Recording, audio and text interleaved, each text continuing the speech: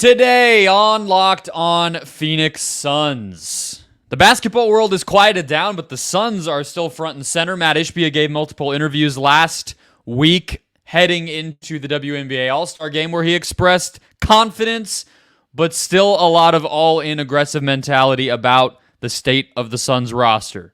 So let's discuss how patient will Matt Ishbia actually be. Let's go.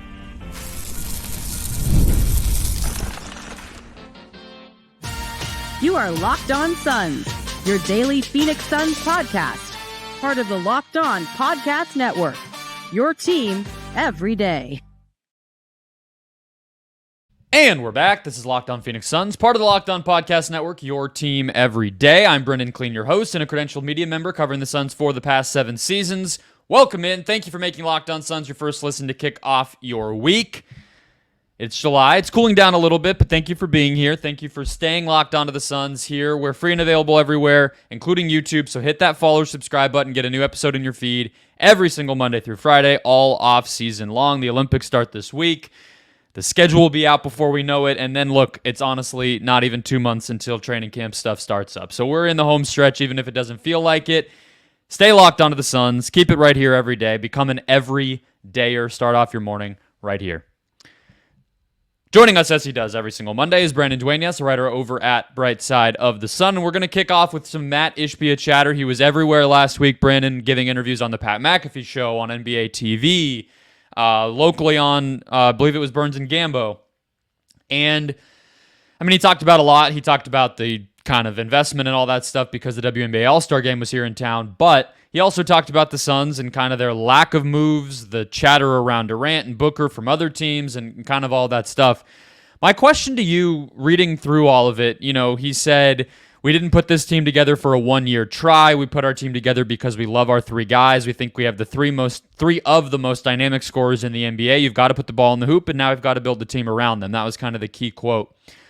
They didn't do anything this summer, big, except for bringing back their guys and drafting a couple players and everything else.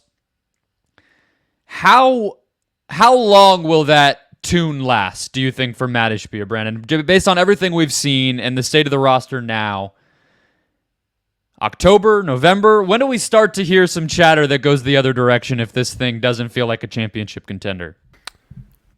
Yeah, so I think, first of all, winning cures everything. So if the Suns enter training camp healthy and they start the season strong, look, they still have Kevin Durant and Devin Booker on their team, and those 2 players are very good. If Beal can, and I think he will bounce back, obviously the playoffs leave a very sour taste in people's mouth, but you still have 3 star-level players on this team. So I think he has every right to be confident in their ability to rebound and have a strong season, but at the same time, like you said, they didn't really make any moves that are going to quote-unquote move the needle, so to speak, as far as come playoff time. So I think that's where it's really tough is yes, you have this 2031 pick at your disposal. You have some more tradable contracts, but at the same time, you have the second apron kind of limiting what you can do. So they're in a very tricky spot. So I think he has every right to be confident. And he did say this back when they assembled this big 3, that it's not just a one-year plan. It is a multi-year plan. Their goal is to win a championship during this Kevin Durant tenure. So to me, I think they're not going to give up anytime soon on this big 3, at least this season. But if come playoff time, if they get the same results or first or second round exit, I think next summer some heads could roll. That's really where I'm at. I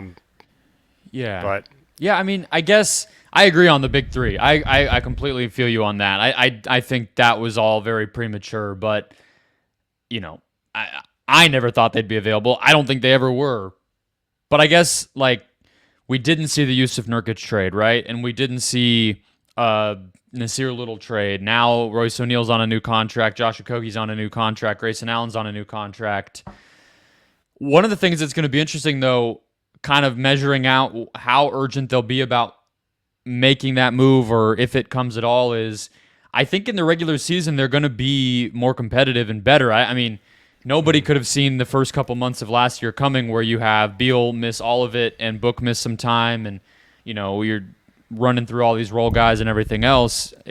You would hope it's not going to be that bad, but I think it could actually be a really good start for this team because of all the vets that they've added. So there's also going to be kind of this countdown happening where they might be the third or fourth seed heading into the new calendar year, but still have some urgency to make a move. That'll be a little harder to decide on because you're breaking up something that's working to make it better. That's where it gets tricky. That's, I think, the hardest part is if they get off to a good start. I still don't think this roster as constructed is especially at the center position. I just can't see that being a championship level team. So to me, it's like you can get off to a great start and everyone could be happy, but I still think they need to make one more move. And it's a tougher sell if they're the second or third seed in the West in like January or something. And then you see them make a big trade where they're trading more of their future with that 2031 pick like we all expected this summer. So I think they can't be complacent, even if they're like you have to block out the regular season. Like to me, it's like they need to find ways to get better. And a lot of us thought it was going to be during the off season. It would be a lot easier that way, just in terms of chemistry, heading into training camp, all that stuff, trying to pretty much speed run a new rotation player at the deadline's tough. But that's the toughest part, just balancing that. We have seen some moves earlier than the deadline in recent years as trades of bigger players have become a little more common with free agency, less powerful. So maybe, like the Siakam deal, the Anunoby deal, things like that happened this past year. Maybe the Suns are, first movers with that and it helps them out. Also just worth noting, right? Like Josh Okogie's contract is structured in a way where if you acquire him next year at the deadline, he's pretty much an expiring contract. Nurkic, as of February of next year, you're acquiring him going into the last year of his contract, which is the following season. That gets a little more easy to deal with. So if you look at it from a certain angle, you could definitely convince yourself that it does make more sense for the Suns to try to do something in season, but all the risks you talked about obviously factor in there. I mean, Royce O'Neal never really broke into the starting lineup. He, his defensive role was maybe not as creative as it could have been because he kind of just had to get thrust in there, and then Allen's hurt in the playoffs. That's just an example of that wasn't even a bad case scenario, but just how tough it can be. But one of the other things I wanted to bring up with Ishbia that I don't know if people quite realize, because it's a little behind the scenes, it's a little under the surface, but is just how many people, almost this entire organization's been turned upside down since he took over at this point. We talk about it with the roster, but there has been news that's trickled out over the course of the offseason. We've all talked about the hirings, the college guys he's brought in, the Tellem son and all that stuff, but Trevor Buckstein, who was the cap guy here for literally almost decades, plural. Morgan Cato, who they had brought in during the hiatus between Sarver and Ishbia. Gerald Madkins, who they just hired last year. The Knicks scout guy, who was an assistant GM. I literally don't think I ever saw a photo, video, or him in person one time. I don't know if he ever actually worked for the Suns, but he's gone. It's almost entirely new people. How do you feel about that? I don't have a brilliant question or point on it, but it's crazy how much change there's been. It's hard to measure. I don't know what it'll mean, but what do you think of it? Yeah, I mean, I think it's pretty expected. Obviously, it's tough for anyone just on the outside looking in to really know what's going on internally with a lot of this stuff. But just from the outside looking in, I think anytime there's a new owner, they're always going to get who they want in. And I think he's actually done a pretty good job, at least on the surface level, of keeping a lot of the employees that I know in their positions and retaining them. And this isn't on the basketball ops side, completely separate, but just keeping that structure. The basketball ops has changed, but a lot of the other stuff hasn't. That's a good point. Yeah, he's done a good job of keeping that in place, but also on the personnel side, it makes complete sense for any owner to come in and get his guys in. I think we'll probably see more of that as we get closer to more decisions to be made. I don't think he's done with some personnel decisions, and it could, especially if they have a disappointing season or something, I think there's going to be a lot of changes. So to me, honestly, I expected more right away. It's been kind of a slower process, one by one, or is that? Are you saying you thought James would be gone? Is that what we're talking about there? Yeah, I think there's a lot of speculation.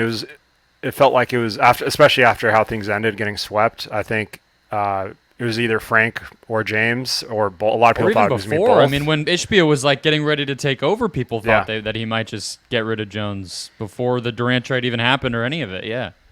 Yeah, so I think, I mean, they brought him back, and I think James, he gets a lot of crap from Suns fans, but he's also made some very good moves too. So I think overall, he's made some moves that we don't know for sure if he had complete control over them or not. So that there's a lot of behind the scenes stuff. That's why I say I don't want to like look into it too much in either direction because you really don't know. So, but I think you're right that it's expected. I guess my couple things. One is the fact that he would change everything but James is weird, right? I mean, that like not everything. There's 2 or 3 people that are still around from pre Ishbia, Vogel, whatever you want to say, but not many. So it's just kind of odd to do it bottom up in that way. yeah. I also am skeptical of how young/new in the NBA world some of those people are. There is something to be said for bringing your people in, but when your people are also fairly new, they just have a lot to prove. So it's not a sure thing. That's fine. And then Mike Budenholzer, I think, it's kind of like I think a lot of people think with Quinn Snyder in Atlanta. It's like he's not technically called the GM, but they have a lot of new people. A lot of, inexperienced front office people.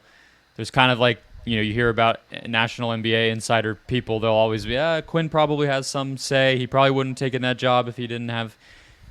It wouldn't surprise me if Budenholzer was more involved with that stuff than Vogel for sure, and maybe even Monty was as well, is kind of my last thought there. But let's go on to Kevin Durant, slated to make a return to the court hopefully on Monday for Team USA as they have a tune-up game in London against Germany. What are our expectations for Kevin Durant returning to Team USA? How might his journey in Paris go, and what does that mean for the Suns? We'll break it all down coming up next.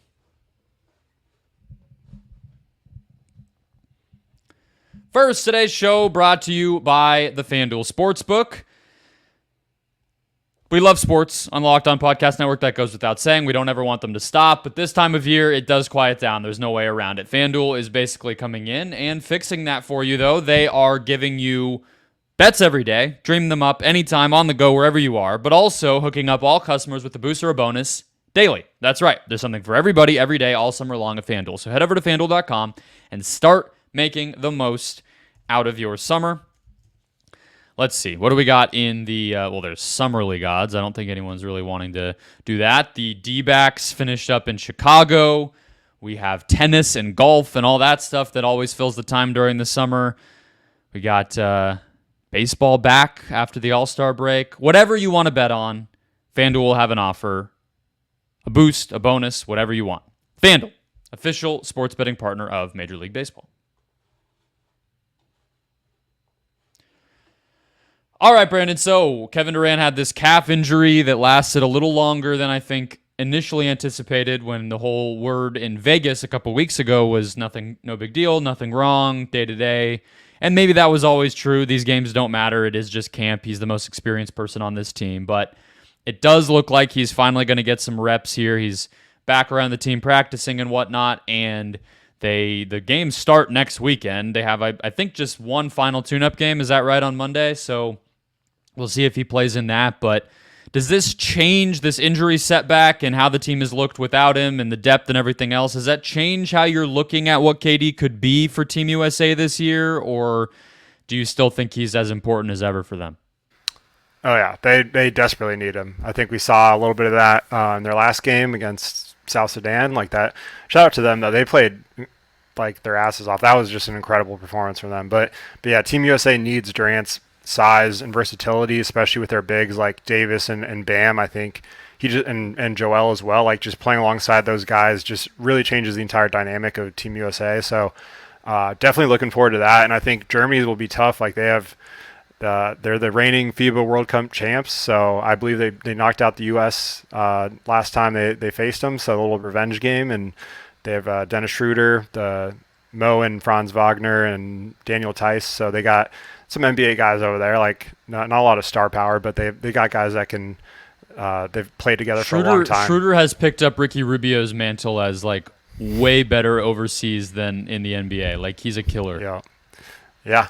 I know that, and those guys have been playing with each other for so long too. So it's just like those are the teams that should scare you the most on the international scale. The guys that are just so familiar with each other's game that they play that team ball, and like FIBA ball is just so different. So, but yeah, to your point, I think Durant's absence has been felt early on, and I think just the lineup versatility really changes with him and included, and it'll be nice to see him and Booker hopefully get to run together too, and some lineups with Steph, LeBron, Joel, the guards. Like I think Drew and Derek White really need to be a staple in what they do. So just the Celtics minus Jalen, just keep trying them out there. But yeah, I guess it's I'm excited to see KD back though. It'll be nice, and I'm glad they're cautious with him.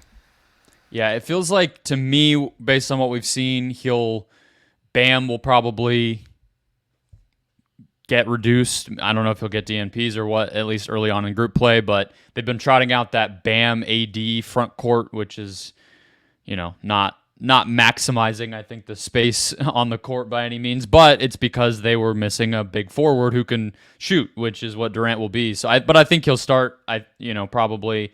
If that's the question too, I think, because of this injury thing is, what do his minutes look like? How much do they ride him? Does he start right away? Do they, try to just say, let's have him ready for the knockout round? I think that'll just kind of be a under the radar subplot of all of this. But to me, the biggest place that I think with Book, it's like the energy, the physicality, the sacrifice. With KD, I think it's going to be the decision-making. You just see a lot of these lineups. People have been getting on and beat about it, but I would say it's Ant, honestly, hasn't been great with, shot versus pass or good to great process on the offensive end. Taking a lot of pull-up threes. This team's running a lot of high pick and roll despite Steve Kerr's best intentions. To me, just having KD as somebody who can be instant offense, but also keep the ball moving, be a willing participant in actually running stuff, and he's been in this Kerr system before. That's where I think you'll see his value come through the most, is just getting this team kind of in a rhythm a lot better. Yeah, for sure. And I think just like I said, the size is the biggest part, is because I think the lineups they can throw out there with Durant's ability to handle the ball and like use him in unique settings offensively, like you mentioned with Kerr, he's done in the past. Like I think there's a lot of fun lineups they can throw out there, and I think once they start caring more, like I think they've they're exhibition games. Like there's only so much you can do to get yourself up for these games, especially when the teams you're playing, like it's like their Super Bowl. So, but they got to get used to that, because that's what it's going to be. Like they have that target on their back with what they've been labeled as is like the greatest team ever assembled. So that comes with the territory. So I think we'll probably see a different level of intensity from them once these games really start to count, and Durant will be a part of that, and it's going to be intense. And I love FIBA basketball. My only note, like a separate note to anything Suns related, is like bring the FIBA whistle to the NBA, please. Just I love how they let you play physical. There's a lot of no calls and ticky-tack stuff they made some questionable ones here now and then, but I feel like the flopping is just ignored, and I love that. More of that, please. Yeah, I'll throw my one observation, and you mentioned size. I know we all know this. It's not exactly, groundbreaking, but LeBron looks big on an NBA court. Compared to some of these guys in these exhibitions and just the international game, it's not even the height. Obviously, he's not like crazy tall, but he just looks physically huge compared to any other person on the court. It has been hilarious to watch, some Serbian guard just standing there, and it's LeBron James next to him. It looks like they don't play the same sport. They may or may not be the same like species of person. I don't even know. But LeBron in that environment is hilarious. He's not even as athletic as he used to be, but it's still just like a sight to behold. All right, okay. Yeah. Let's jump to Las Vegas Summer League one last time. Jalen Bridges has broken out since the last time that we hit on the Summer Suns. Looking every part, the 3-and-D role player that I think you optimistically would have hoped he could be. Does that mean he'll get minutes right away? Does this change our expectations? We'll get all into that coming up next.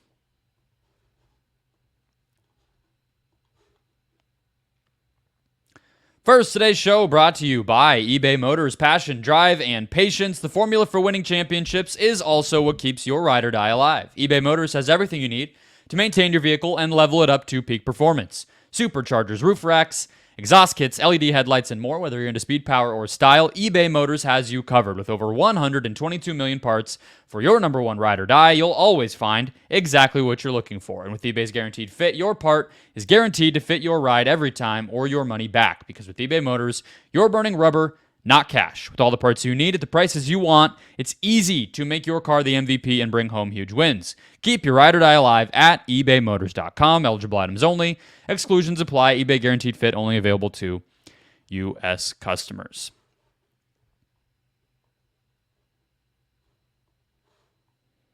All right, Brandon, let's close it out. Do the Suns have another heir apparent to the Bridges throne? Are we watching this future starting three for the Phoenix Suns reclaim and just plant a flag here in Phoenix and Jalen Bridges? What's going on? This guy looks awesome in Vegas. Absolutely. And I understand this is all just a overreaction to Summer League and it happens every year, but I think Bridges is a legit NBA player. I said this the first time I talked about him, and like just from watching him, I think I'm not sitting here calling him a star or anything. I just think he's a perfect prototypical 3-and-D wing that's low maintenance and has size, could hit shots, and that's exactly what the Suns need. And look, I think we could see him get minutes. I'm not going to sit here and say he's going to play right away. I don't think any rookie will, like right off the bat, but the season's long. Like Saban Lee played 24 games last year. Keita Bates-Diop in Utah played like a combined 50 plus. You had Metu, you had Jordan Goodwin play 40 games. So there's going to be minutes. Hopefully it's not like the first line of action or even second. Like things are going to happen, injuries, foul trouble, whatever. I think he will get a chance. And if he hits threes and defends well, like that's exactly what they need. So to me, I think there's a pretty clear path for him to get minutes at some point and contribute, which for an undrafted guy, you can't really say that very often. And I think he just landed in a great situation for him, and he's on the older side too. Like same with Oso and Dunn. So I think these guys aren't those 18-year-old rookies where we're just getting too excited and thinking they're going to contribute right away. Like I think these guys could play and not look completely overwhelmed. Like obviously there's gonna be a learning curve, but I've loved what I've seen from Bridges, and I think he's gonna fit right in. So yeah, 6'7", 6'10" wingspan, a little bit thin, a little bit scrawny. I think that's kind of one of the things you would wonder about as he gets into the NBA. You know, even just to compare him to Mikal, obviously, like we saw, Mikal was not amazing as a rookie. Had some moments, especially as the season went along, but took him a bit to get that strength and just kind of get a feel for how to impact the game. Jalen Bridges is even more limited offensively, so it would be in a very specialist role here if he was to play. But I guess like my basic take on this right now is value him. Like if it feels like he should have a regular roster spot, go for it. Don't trade him. You know what I mean? Like that. I'll start there as like treat him as a potential difference maker. See what he does in the G League, but eyebrows raised is basically where it is. But to kind of use that track record of the physical adjustment, everything else, I don't know. How surprised would you be if like by March he was looking better than David Roddy or Nasir Little or some of these other guys? I wouldn't be very surprised at all. Like especially like it comes down to one thing with him, and that's just if he's hitting threes with his ability to be a disruptor defensively and bring that energy, like I think there's going to be a role for him. And he's just a prototypical 7th, 8th, 9th guy. Like I don't know if he's like maybe one day he could hit that starter level if he has more versatility with his handle and stuff like that offensively, but his skill set's perfect for what every team covets, and that's a wing with size that can shoot and defend. And yes, he needs to get stronger, but I think him, Gillespie, like those are two guys that and outside of their two rookies that they should be excited about and try to develop. And it's nice to have some young talent that could eventually turn into role players. And neither of us are sitting here saying these guys are going to be, steal the draft, or I guess he wasn't even drafted, but you know what I mean? Like they're not going to be star players or anything, but they're going to be guys that can contribute on cheap contracts, and that's that's what you need when you have 3 guys taking up the bulk of your salary cap. So I think I just hope they really invest in developing these guys. That's the main thing, and I'm excited about all 4 of them: Oso, Dunn, Bridges, and Gillespie. Like, I think they've done a nice job adding some talent pretty cheap and being resourceful in that manner for the first time in forever.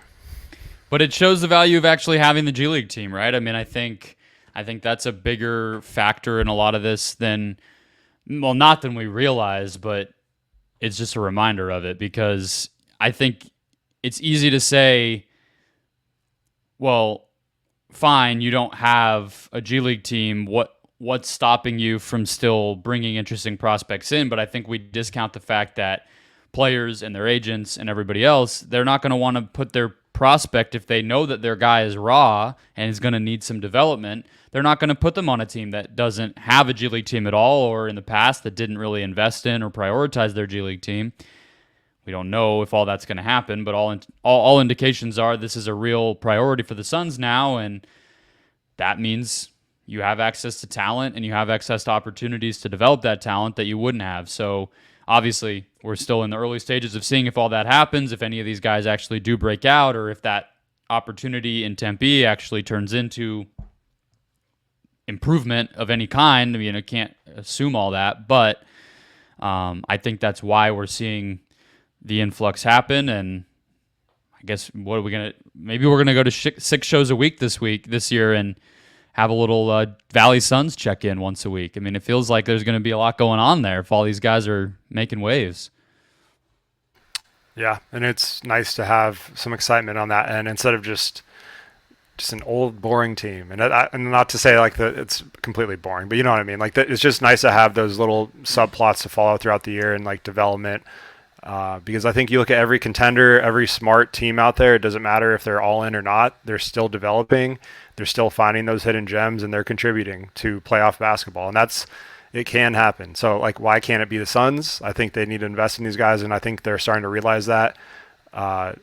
Bringing the G League facility here, or G League team here, and then you have on the other side, the Mercury's new facility as well. Like, Ishbia is going to invest, and I think free agents, and that goes for WNBA and G League, like teams, like agents are very involved in where their players end up in good situations. And I think now that they have one of the better situations for that relationship, being so close to the Suns and getting access to their facilities, like, it's going to help a lot. So I think recruiting is going to be a little bit easier for them across the board and on the NBA level too. But I mean, it'll take a little time before they have any cap space to spend, but I think for now it's UDFAs. That's who they can recruit as of right now. But yeah, I mean, it's exactly what we all talked about. And when people would say, "Oh, Phoenix is a sleeping giant, Sarver's just running it into the ground, it's such a travesty," blah blah blah. This is why, right? I mean, all these things have just been sitting here. Phoenix is about as good as it gets of a place to live in the winter if you're a professional athlete, and even just that goes a long way. So. Look at that. You segued us. We started with Ishbia. You brought it back home. We'll end there. Hit follow, hit subscribe if you haven't already. We'll be back throughout the week as Team USA marches along. The offseason in the NBA continues, and we start to look toward next season already. Thank you for listening, and I will catch you guys tomorrow.